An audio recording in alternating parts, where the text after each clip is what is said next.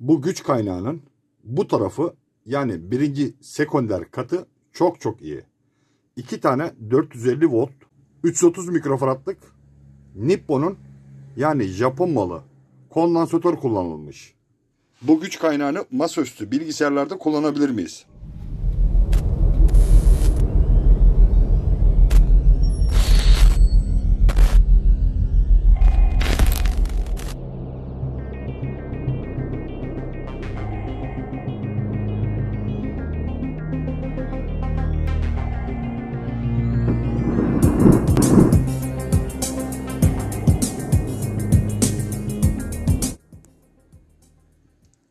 Yeniden merhaba arkadaşlar. Elinizdeki güç kaynağını ömürlük yapın serisine devam ediyoruz. Bu içerik çok talep gördüğü için Mining diye kullanılan bir güç kaynağı satın aldım. Bunu seçerek almadım, tesadüfen aldım bu güç kaynağını. Ama bu güç kaynağında çok enteresan parçalar gördüm. Etikette görüyorsunuz, platinum sertifika var diye yazıyor. 170 amper, 12 volt çıkışından 170 amper veriyor. Markayı belirtmiyorum çünkü bu işin sponsorluğunu yapmıyorum. Sadece sizlere eğitim ve öğretim vermeye çalışıyorum. Şimdi bu güç kaynağına baktığımızda enteresan gördüğüm bazı şeyler anlatacağım size. Bu güç kaynağı mining'de kullanılmış. Yani birçok ekran kartı bağlanmış bu güç kaynağına, bu şekilde çalıştırılmış. Bir şeyi fark ettim. Blok kondansatörler Nippon'un 450 volt 330 mikrofaradlık çift kondansatör kullanılmış.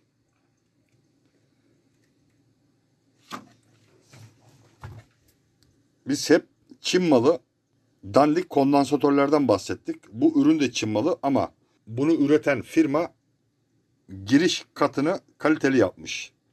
Bunu ilk defa gördüm. Çünkü birçok mining güç kaynağı tamir ettim. Bunda ilk defa denk geldim bu işe.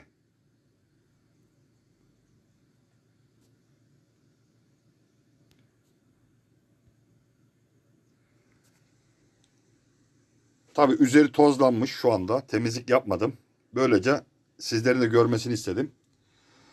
Bu güç kaynağında 8.000 lira, 10.000 lira verdiğimiz platinyum, titanyum, yani bu seri güç kaynaklarında olan her şey var aslında. Devre yapısına baktığımda 2 adet kontrolcü var giriş katında. Çıkış katında da yine 2 adet kontrolcü var. Yani bizim bildiğimiz platinyum sertifikalı güç kaynaklarında zaten bu kontrolcüler var. Yani burada emniyet, güvenlik en yüksek seviyede sağlanmış. Bu güç kaynağını masaüstü bilgisayarlarda kullanabilir miyiz? İşte asıl sorumuz bu. Bunlar piyasada ucuz fiyata satılıyor. Yani bunları değerlendirmek lazım. Bunları tekrar geri kazandırmak lazım.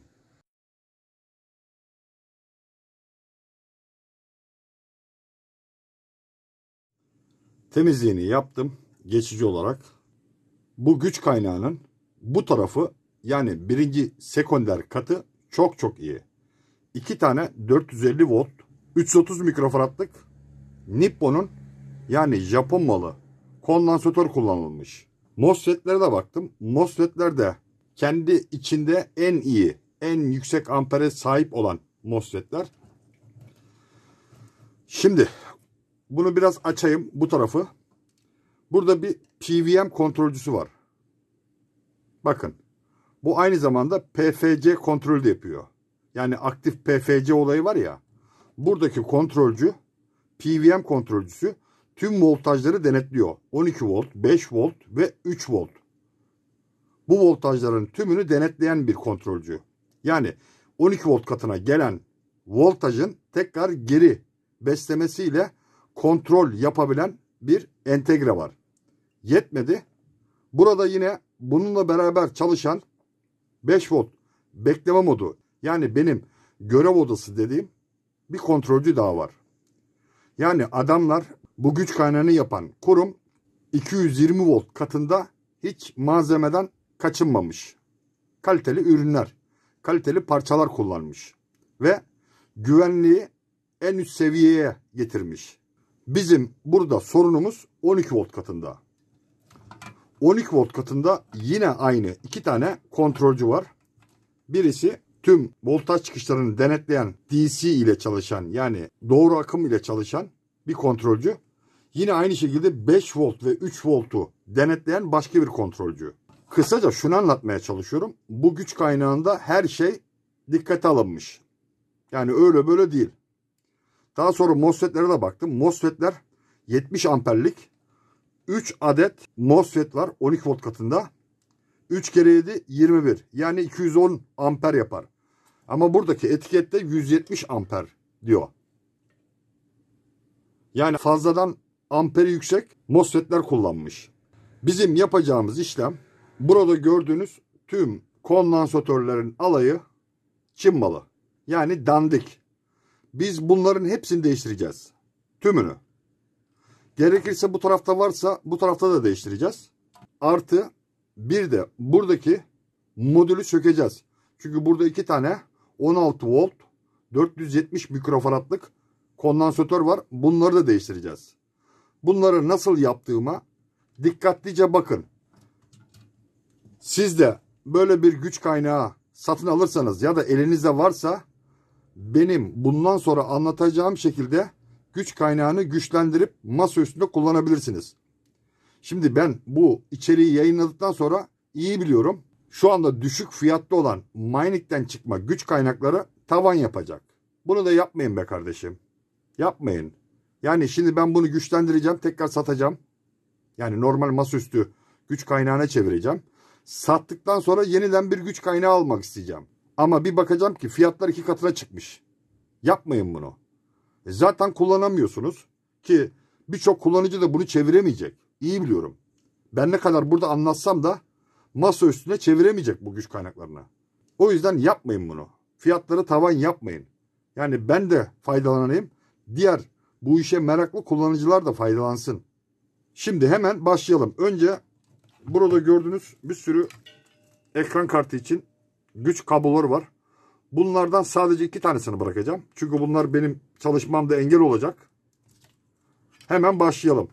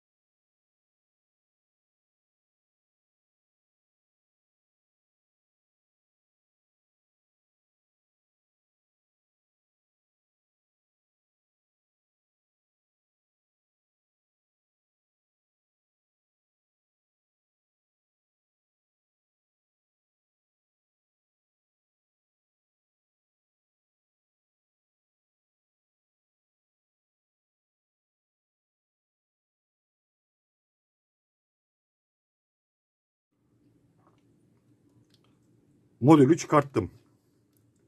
Neden çıkarttığımı birazdan göreceksiniz. Üzerindeki kondansatörler Çin malı. Yani dandik. Bunların değişmesi gerekir. Çünkü ileride bunlar patlayacaktır.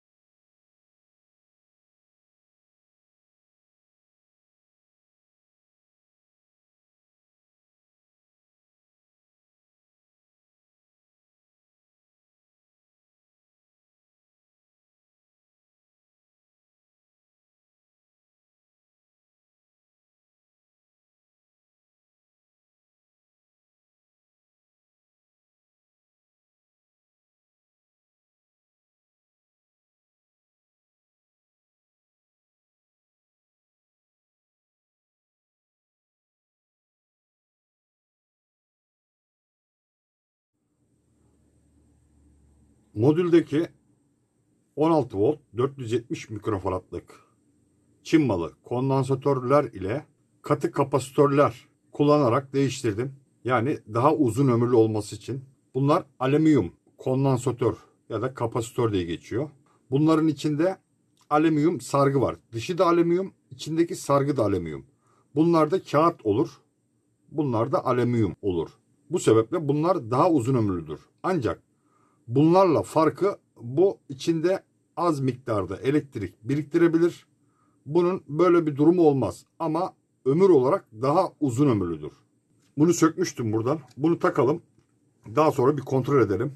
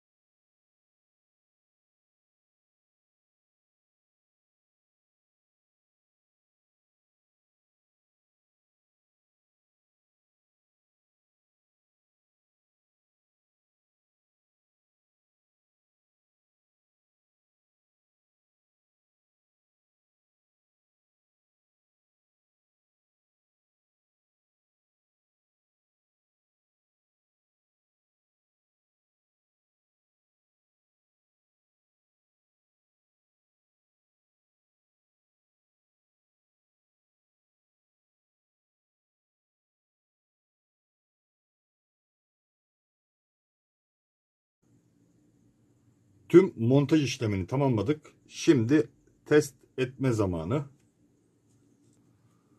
5 volt bekleme modu geliyor mu bakalım. Geliyor. Yeşil kablo, start kablosu. Bu da geliyor. Şimdi start verme zamanı. Haydi bismillah.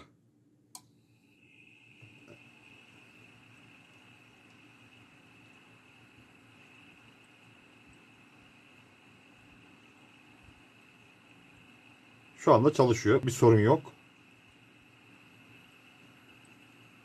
5 volt geliyor. 3 volt. O da geliyor. Geri besleme. O da geliyor. Bu şekilde bir sorun yok.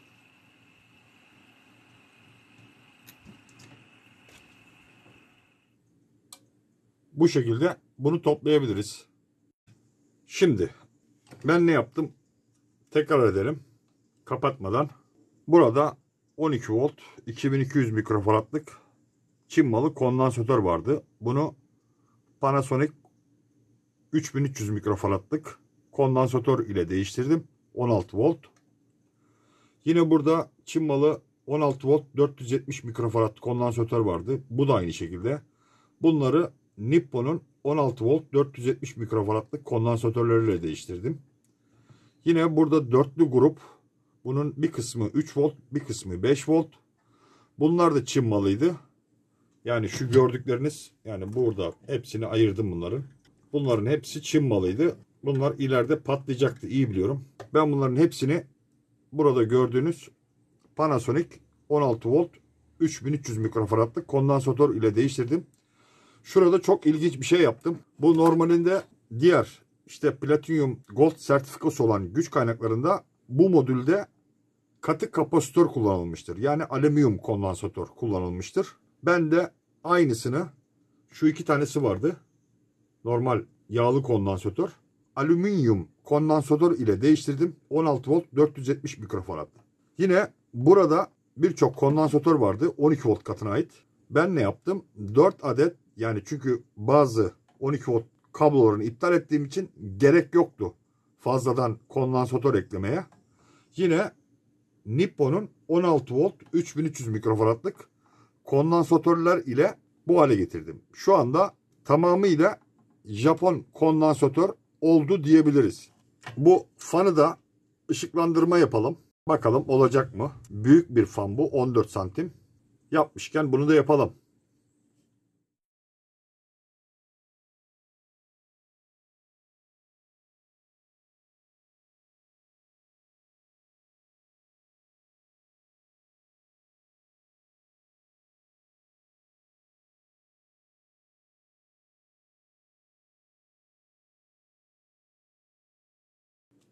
Fan ışıklandırması tamam. Bitti. Şimdi bir çalıştıralım.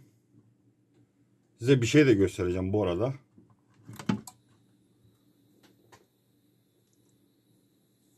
Şimdi direkt çalışmıyor. Fark ettiniz mi? Tekrar yeniden start verelim.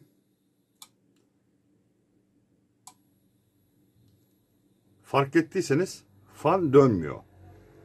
Belki biliyorsunuz, bilmeyenler için kaliteli güç kaynaklarında sistem bu şekilde çalışıyor. Yani buradaki soğutucu ısındığında fan dönmeye başlıyor. Bu da gürültü olmasının önüne geçmiş oluyor. Ben de fan devresinde değişiklik yaptım. Bu şekilde getirdim. Nasıl yaptığımı fazla detaylandırmayacağım. Bunu daha sonraki videolarda açıklayacağım detaylı olarak nasıl olduğunu. Tabi bu sadece bu devre için yaptığım fan devresi, ısıya duyarlı fan devresi. Her güç kaynağı fan devresi farklı olacaktır. Çünkü bu fan kaliteli, çift bilyalı yani rulmanlı, bir de RPM devir sayısı çok yüksek. Bu sebeple bu devreye göre yapılmış aslında bu fan. Çalıştırdığımızda direkt start oluyordu. Hemen dönüyordu. Şimdi ısındığında dönecek. Yani gürültü olmayacak. Şimdi fanın çıkış voltajlarına bakalım. 1.64 volt. Görüyorsunuz. Çok düşük. Bu birazdan ısınacak. Bu ısındıkça bu çıkacak. Şimdi biraz takip edelim. Şu anda hiçbir yük olmadığı için ısınmıyor da. Ama tabii yavaş yavaş ısınacak. Biz bunu biraz hızlandıralım. Isıtalım. Bakın. NTC sensöre ısı veriyorum. Bırakayım.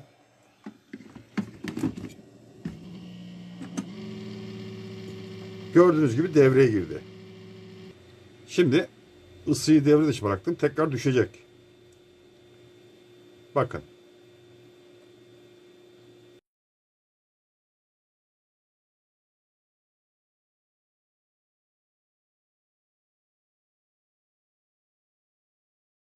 Böyle gidiyor arkadaşlar. Elimize durduralım. Bakın dönmüyor. Çevirirsem dönecek. Bu şekilde. Isındığı zaman tekrar devreye girecek. Bunu merak edenler olacaktır. İyi biliyorum. Bunu daha sonraki videolarımda detaylandıracağım. Biraz karmaşık bir sistem. Onu söyleyeyim. Mesela ben buradaki SMD dirençler yoktu. Bunları buraya ekledim. Bazı köprüler yaptım burada. Yani biraz modifikasyon yaptım. Bu bahsettiğim gibi her devre yapısına göre değişecektir ama gerçi şemasını da hazırladım ben bunun. Şemada nasıl yaptığımı siz de anlayacaksınız. Basit bir çizimle sizin anlayacağınız şekilde bir şema yaptım. Umarım da faydalı olacaktır. Şimdi bunda sorun yok. Bu çalışıyor. Şimdi kapatalım. Tekrar açalım. Böyle. İşimiz bitti. Bunu toplayalım.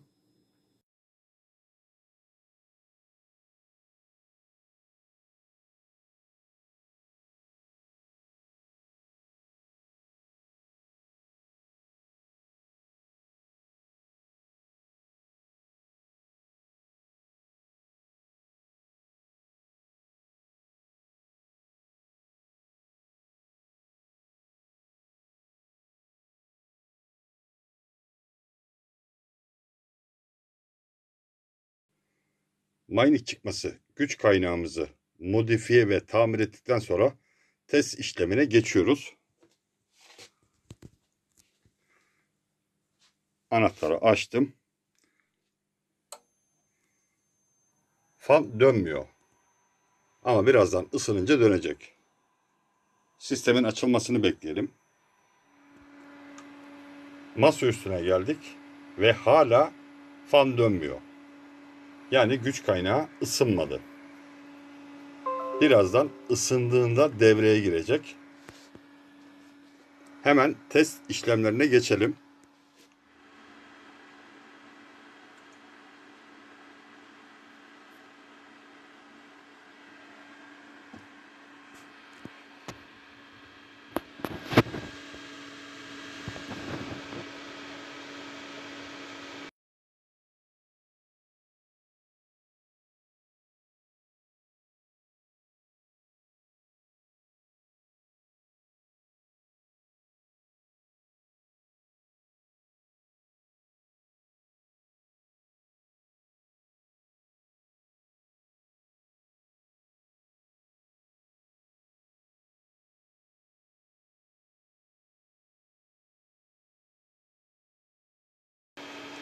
Ve hala geçmedi. Daha ısınmadı. Kaçırmamaya çalışıyorum.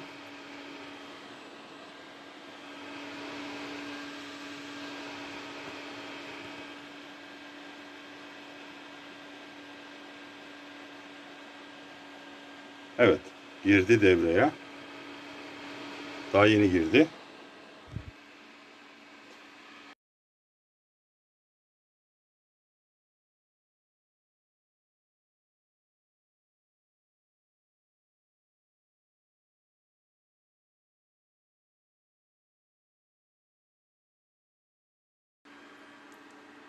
Şimdi güç kaynağımızı daha da zorlamak için bu iki Crossfire ekran kartıyla birlikte iki uygulamayı birden çalıştıracağım. Takip edin.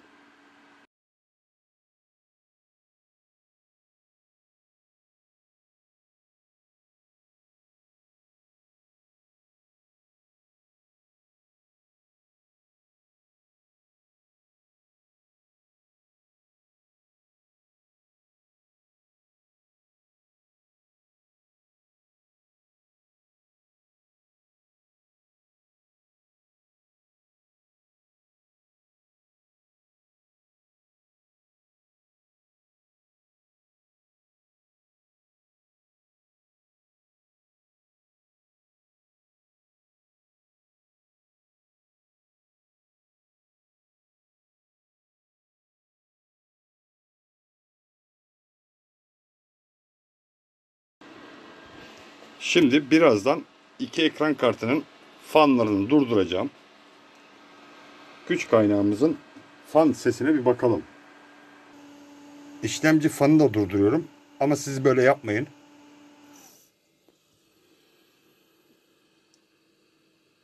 Şu anda hiç ses kalmadı.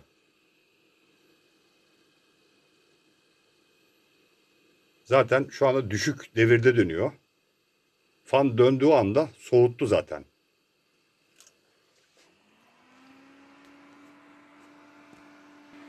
Evet arkadaşlar. Allah'ın izniyle bu projeyi de tamamladık. Umarım sizlere fayda sağlayacaktır.